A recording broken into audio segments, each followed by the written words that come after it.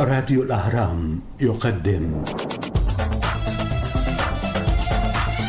3 دقات مسرحيات، بروفات، كواليس مع باسم صادق.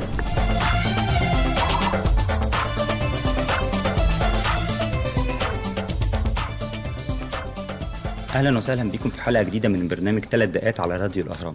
النهارده ضيفنا هو مخرج سويسري، كنا اول مره نتعرف عليه من خلال مهرجان القاهره الدولي للمسرح المعاصر والتجريبي في دورته الاخيره رقم 26 من خلال عرض اسمه تحيا الحياه، وهو الحقيقه كان اكتر العروض لفتت الانظار ليها بسبب حيويتها وجرأتها في التناول من خلال الرقص المعاصر. هنستضيف الاستاذ او المخرج السويسري أندريه بينيا، وهنتكلم معاه عن احدث مشاريعه في القاهره اللي بتتم بالتعاون مع مركز الابداع بقياده المخرج الكبير استاذ خلال. اهلا بيك. اهلا بيك في القاهره. دي الزياره الثانيه ليك في القاهره بعد مهرجان المسرح التجريبي والمعاصر او المعاصر والتجريبي اللي كان في شهر 9 اللي فات. This is your second visit to Cairo after the International Experimental Festival of Theater, and how is that? Yes. The first time that we come here in Cairo, it was in September, and we like very much Egypt and the people of Egypt because they are very, very strong people. And so when we was coming here in September, we speak with Khaleed to how we can do something together and to build something together. Okay, هو أول مرة يجي كان في سبتمبر مع المهرجان التجريبي، وأول ما جه حب مصر جدا وكانت تجربة قوية جدا بالنسبة له، وشاف قد إيه كمان المصريين عندهم قوة وتعامل وطاقة حلوة جدا. حب ان هو يتعاون معاهم، فبدأ مع أستاذ خالد في ان هو يتكلم معاه وازاي يقدروا يبدوا حاجة مع بعض تكون مشتركة ما بين مصر وسويسرا. في القاهرة احنا تعرفنا عليك لأول مرة من خلال عرض تحيا الحياة. الجمهور احنا كمتخصصين مسرحيين يعني، ولكن الجمهور العادي او غير المتخصص ما يعرفش عنك كتير، فاحنا حابين ان انت تعرفهم بنفسك اكتر من كده. We know you in the first time in September when you came before, and we know you as for when you perform your performance Viva la Villa, and we know you as a specialist in theater, but the normal people didn't know you yet, and now we want to know you more and wanted to have some information about you. Yeah, but something I want only speak a little bit about Viva la Vie before I speak about me. هيتكلم عن العرض الأول قبل ما يحب يتكلم عن نفسه. What we have done in Egypt, why we were so happy that when we come in Egypt, because Viva la Vie is about the story of the people who live in Switzerland, and when we have played it in Egypt, much Egyptian people say to us, this is our story. This is the story for Egypt. هو عايز يتكلم الاول عن العرض، وانبسط جدا لما جه عرض في مصر، وحس الطاقه بتاعت الموضوع اكتر بسبب انه العرض نفسه بيتكلم عن الناس في سويسرا. ولما جه هو هنا يعرض العرض والجمهور اتفرج، كان رد فعل الجمهور انه انت بتتكلم عننا احنا كمصريين كمان، فده كان بالنسبه له شيء قوي جدا. Yes, and that's very, very important because all in the world we speak all the time about difference between Europe, Africa, Arabic, Chinese, but in the reality, with the human people, we see that we are all the same. We want all the same dream. We have all the same life, and it's why Vive la Vie is very important, and it's why we decided to do an Egyptian version from Vive la Vie to speak about this. That's sometimes when we speak about the 20th century, we speak of all the people have lived the same, with different words, with different culture, but what you feel is the same.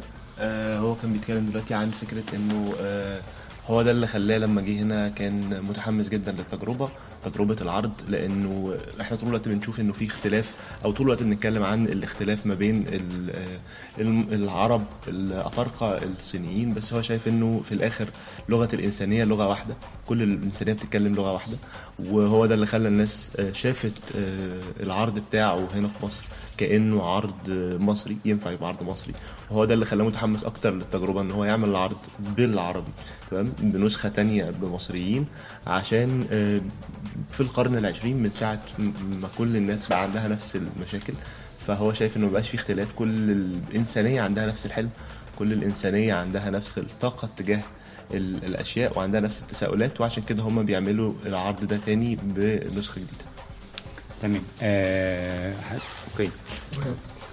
Now I can explain the creation processes from interface.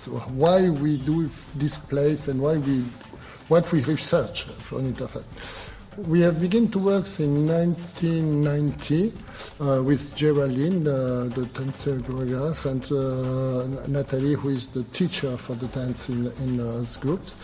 And because we don't want to speak about theater, we don't want to speak about dance, we don't want to speak about music, we want to speak all together. That's the same things.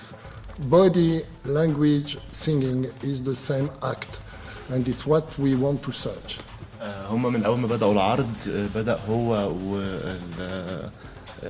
المجموعة جيرالدين، هم أول ناس بدأوا مع بعض. ما كانوش عايزين يتكلموا عن الرقص بعينه، أو عايزين يتكلموا عن الموسيقى بعينها، عايزين يتكلموا عن المسرح بعينه، هم عايزين يتكلموا عن كل حاجة مع بعض، عايزين يتكلموا عن كل الأشياء مع بعض. وهو ده اللي خلاهم يبدأوا يعملوا السيرش بتاعهم على بنى العرض، ازاي يقدر يكون بيتكلم كل اللغات بتاعة الحركة وبتاعة الجسم وبتاعة المزيكا في نفس الوقت، ويقدر يكون في تواصل ما بينه وما بين الآخرين. And it's why we decided to give the name of the company Interface, because interface is a language between two different systems. We search the language between dance, theater, and music, but at the end of the processes of creation, it's the same. When we speak about Vive la Vie, we want to found a language between all the culture, between all human, between all. When you say, I don't want to speak about theater, I don't want to speak to dance, but I want to speak what is between. We speak about human, and we speak about energy, that global energy for all the people. عشان كده هم اسمهم انترفيس او الوسيط اللي هو ما بين الاشياء. هو مش عايز يتكلم عن شيء بعينه، مش عايز يتكلم عن المسرح بعينه، مش عايز يتكلم عن او الاشكال المتعارف عليها، هو عايز يشوف ما بين الاشياء. تمام. عشان كده هم اسمهم انترفيس او الوسيط. هو عايز يجمع بالظبط. الفرقه في سويسرى اسمها انترفيس. وهو ده اللي خلاهم يبقوا عايزين يجمعوا كل الامور ويشوفوا ما بين. هو ده اللي مخليهم طول الوقت بيتكلموا عن الشكل الإنساني. هو ده اللي مخلي العرض بتاعه أقرب جدا للحالة الإنسانية منه إلى إنه هو عرض مصنف بشكل راقص أو مصنف بشكل مسرحي أو مصنف كده. بالعكس هو عايز يجمع كل ده ويقدمه بشكل أكتر قريب للإنسانية. Yes, and in this processes we saw that we are outside the culture. That's mean the interface performance, all the interface performance can play everywhere, because we are not specifically from one culture. We are specifically for the human. عشان كده هو شاف ان كل العروض اللي هتعمل من انترفيس هي عروض خارج فكرة الثقافة المحدودة، خارج فكرة ثقافة البلد الواحدة او النوع الواحد. هي عروض مقدمة تسمح انه اي ثقافة تتقبلها، وفي نفس الوقت هي بتتكلم زي ما قلنا عن الإنسانية، فهي خارج إطار الثقافات. عشان كده حاجز اللغة مش هيبقى عائق أمام التلقي. The language will not face you when you perform in front of other people from another language. Yes, that's right. And now, why we decided to do this workshop with the creation, theater creation from Khal is because what we think from an actor. When an actor wants to go up, he has to work another arts. That's mean I am a compositor at the beginning. When I was young, I played music, only music.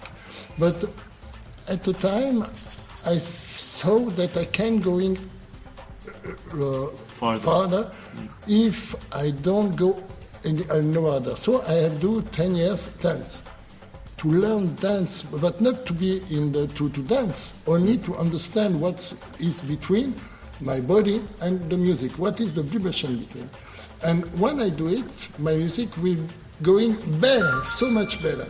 And what we think it's about what we talk with the other guy from Egypt that works with us is that yes, we know you are actor, but you are working dance, because when you understand your body, you will be so much better with your language. هو بيقول عشان كده هم لما جم هنا بدأوا يشتغلوا، هم بيشتغلوا في الورك شوب هنا على انه ازاي الممثل نفسه يطور من نفسه. هو كان في الاصل زي ما كان بيحكي دلوقتي ان هو في الاصل كان عازف كومبوزر، وعشان يطور نفسه في المزيكا اتعلم رقص لمدة 10 سنين، لانه مش عشان يبقى راقص، عشان خاطر ده هيغير مفهومه لما يفهم جسمه اكتر، هيغير مفهومه عن التعامل مع المزيكا. هو ده اللي بيحاولوا يدرسوه هنا في الورك شوب دي، لانه لما يجي الممثل هو عارف ان هو ممثل بالفعل، تمام، بس هو عايز يخليه يروح لمنطقه اكثر تطورا، فيتطور ازاي ان هو يخليه يشتغل على جسمه كراقص، تمام، فيفهم ابعاد جسمه اكتر، فده يفيده اكتر بكتير في كونه ممثل بس بطريقه مش مباشره. تمام. And what we want to find at the end, in one group, they are not 12%, they are only 1% in this 12.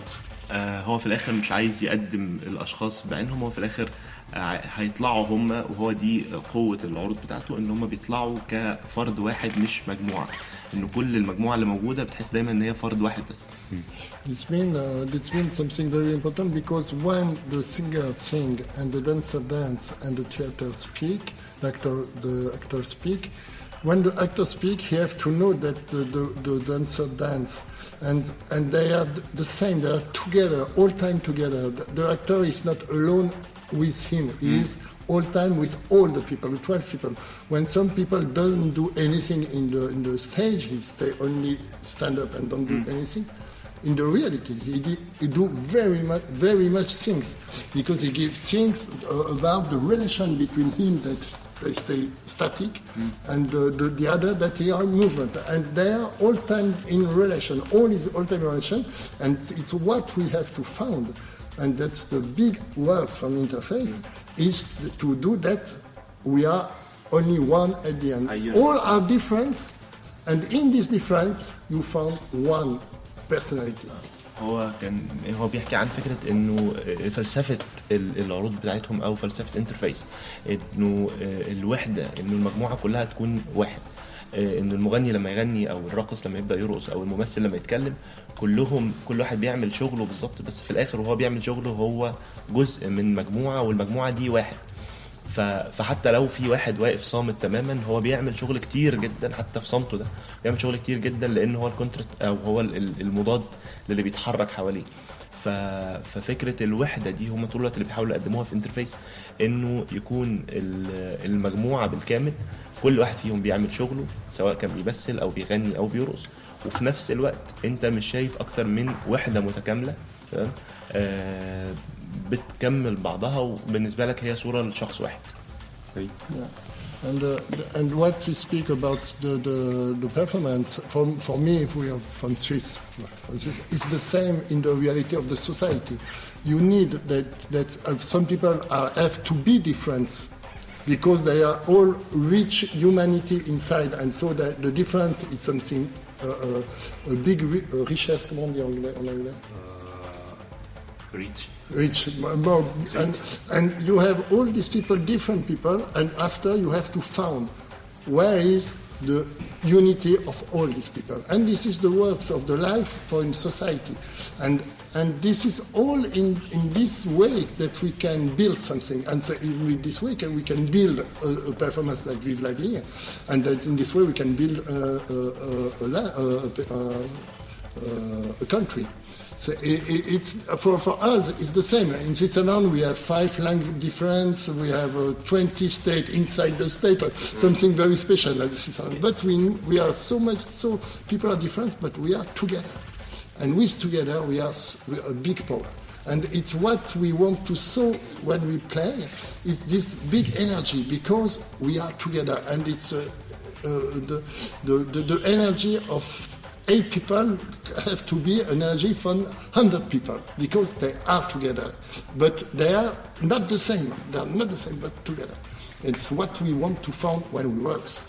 هو مش معنى كده انه الناس كلها تبقى شبه بعض. هو بيتكلم عن انه حتى هو كسويسري هم مجموعات مختلفة من أعراق مختلفة، والموضوع مش بس كده. هو بيستخدم كمان الاختلاف ده، انه كل واحد بقوته، بقوة الاختلاف اللي عنده وبقوة المجموعة، نقدر ازاي نلاقي حالة التوحد اللي موجودة ما بين المجموعة ده.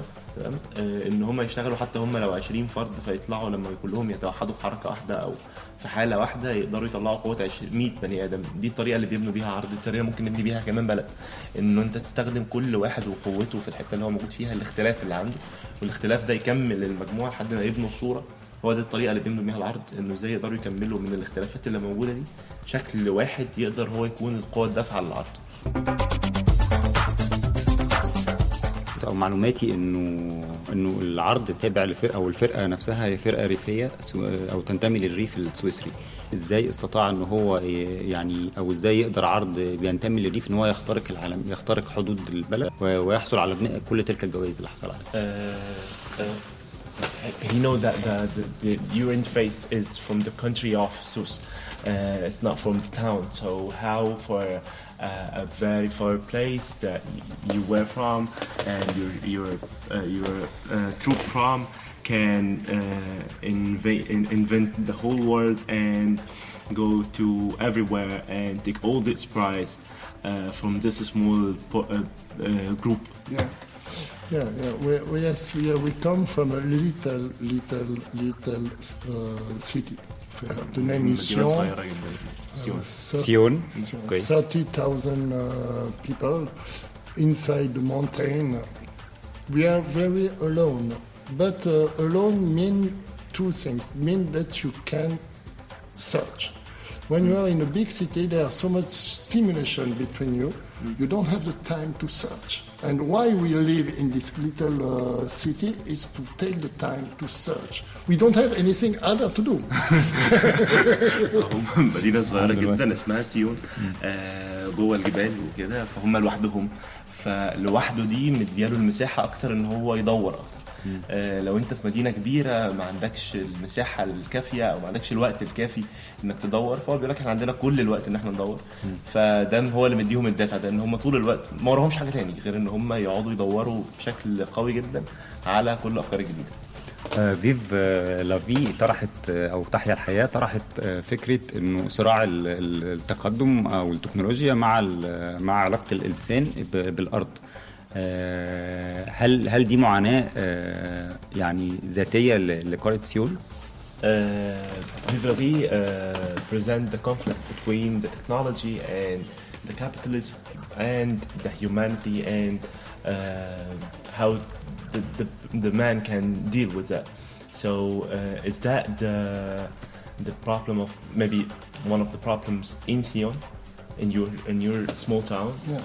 Yeah, this is, the problem that we have in Switzerland is all time the same as the other. That means you have in the part the tradition, where you come from.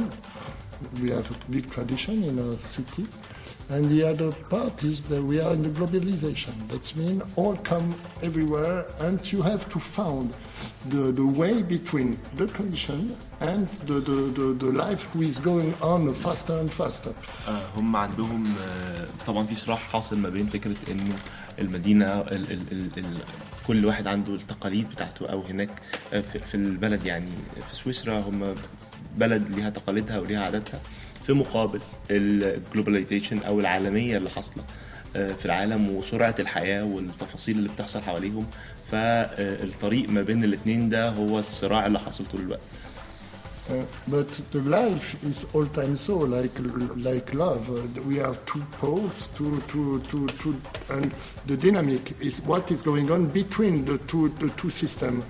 When we speak about modernization and tradition, what is very interesting is not the modernization or the tradition. What is the thing? It's the dynamic between the وزي اي علاقه في طرفين طول الوقت، حتى شبه الحب في طرفين طول الوقت، ما بين مثلا العادات والتقاليد او التراديشنالز الموجوده وما بين الحداثه من الناحيه الثانيه. فهو بيقول لك الشيء المثير اكتر في الموضوع مش الحداثه نفسها او التقاليد، هو الفكره في الحركه الديناميكيه ما بين النقطتين دول، ازاي الانسان مشدود ما بين الطرفين دول وبيتحرك طول الوقت. هو ده الشيء المثير في العلاقه دي.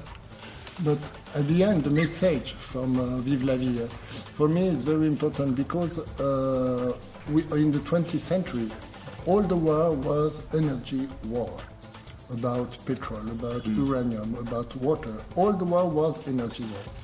And this performance speak about energy. But at the end of the performance, what we say, you know, the energy is not outside you, it's inside you. The reality of the energy inside the human. And it's inside your energy. You have to tell himself who I am. I am a good man or I am a bad man. I give light for the world or I give night for the world. And that's the end of this message. That I feel I feel at 21st century, we have to go to the energy of the human and not the energy of the earth. هو بيقول ان الصراع الموجود في القرن العشرين هو صراع طاقه. كل الناس بتدور على البترول، بتدور على الطاقه، بتدور على حاجات. كل الصراعات اللي قايمه في العالم في القرن العشرين عن الطاقه. فالعرض نفسه بيتكلم عن انه الطاقه مش موجوده برانا، بالعكس الطاقه موجوده جوانا احنا كبني ادمين. انا كبني ادم اللي بقول انه طاقتي الايجابيه هدي للعالم ضوء ولا هدي للعالم ظلام. وهو ده السؤال اللي دايما هو كان بيطرحه في اخر العرض، انا مين بالظبط؟ هل انا اللي بدي للعالم الظلام ولا بدي للعالم الضوء؟ وبيقول انه المفروض انه تكون الافكار الجديده مش صراع حوالين الطاقه الخارجيه حوالينا، بالعكس المفروض الانسان يدور على الطاقه اللي جواه. هي دي الطاقه اللي تقدر تبقى فعلا طاقه منتجه، مش طاقه البترول او الطاقه او الطاقه النوويه او كل الطاقات دي. هي طاقه الانسان نفسه، هي دي الطاقه الحقيقيه اللي المفروض نكون بندور عليها. Yes, and at the end, what this means? This means that at the end, we are all equal about this energy. Don't care who country you come. This energy, the human energy that are inside, the equal energy from Swiss man, or Egyptian man, and African man, it's the same. And it's about this that we work. When we work together to do a performance, so with the guy from Egypt that works with us, we speak about this. What is your energy? Don't be a victim, don't be what is inside your energy. وبكده نكتشف انه الانسان الانسان على وجوده في العالم كله متساوي، مفيش فرق بين طاقه انسان وطاقه. كلنا عندنا نفس الطاقه جوانا. وحتى وهو بيشتغل خلال البروفات مع الشباب هنا بيتكلم معاهم عن نفس النقطه دي. ايه الطاقه اللي جواك؟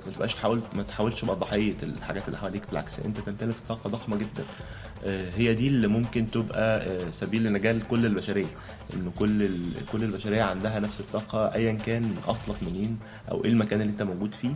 وهي دي الطاقه اللي المفروض يتم استغلالها، وهي دي الطاقه اللي احنا محتاجينها عشان البشريه عموما. طيب هو ده العرض رقم كام في مشوار؟ This performance which number of your performance? How many performances that you have كمخرج يعني as a director? 12. هل ده العرض الوحيد اللي حصلوا عليه على جوائز يعني؟ The only performance that you gained from a very big prizes like that? No. We stay well. We have to stay well, and we win the best performance for the Festival d'Avignon. The another Terwell. Terwell. It's about the relation between man and woman, like a corrida. Corrida is Spanish with bull and the man. We do something comparison between the relation man-woman and the relation between a matador, the man and the bull, and who. When the man and when the woman are going to be the bull, and when the man and woman are going to be the matador, and this performance has won the festival of Avignon, the biggest festival of the world. Yeah, sure. الأول عندهم عرض قبل كده في التغوال، وده كان هو الأول، هو دلوقتي ده العرض رقم 12. بالظبط.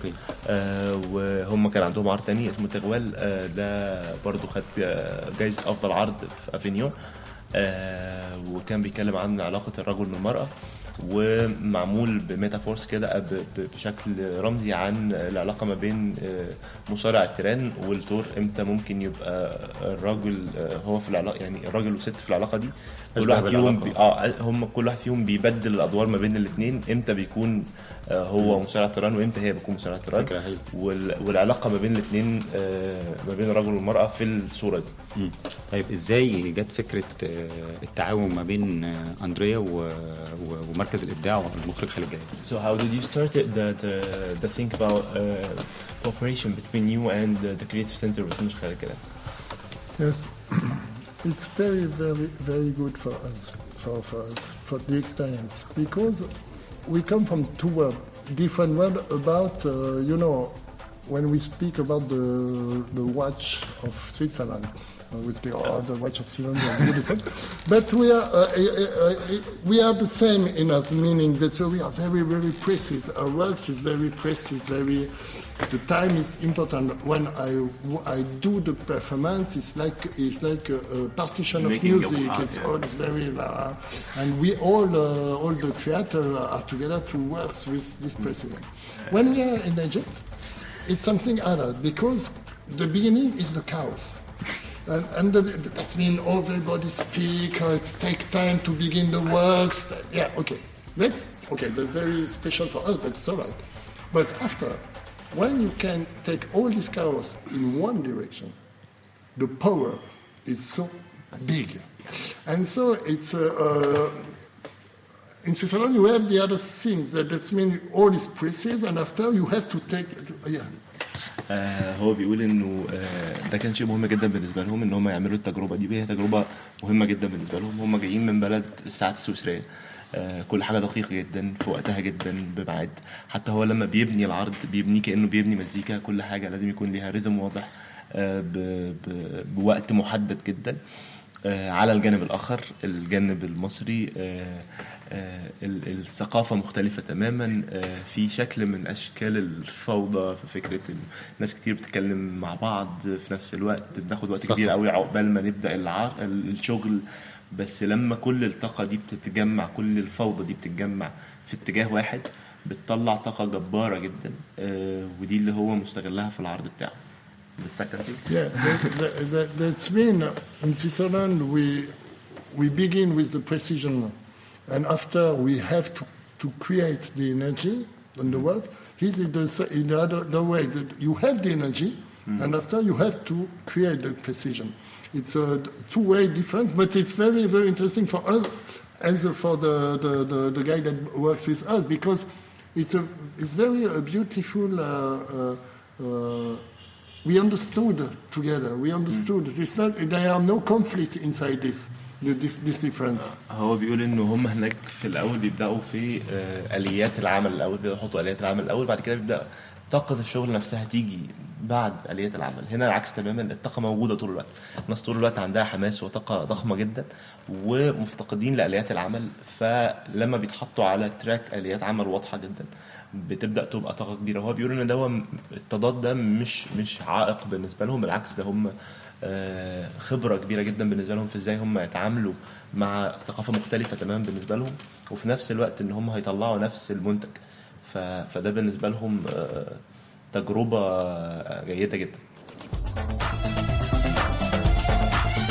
3 دقات مسرحيات، بروفات، كواليس، مع باسم صادق.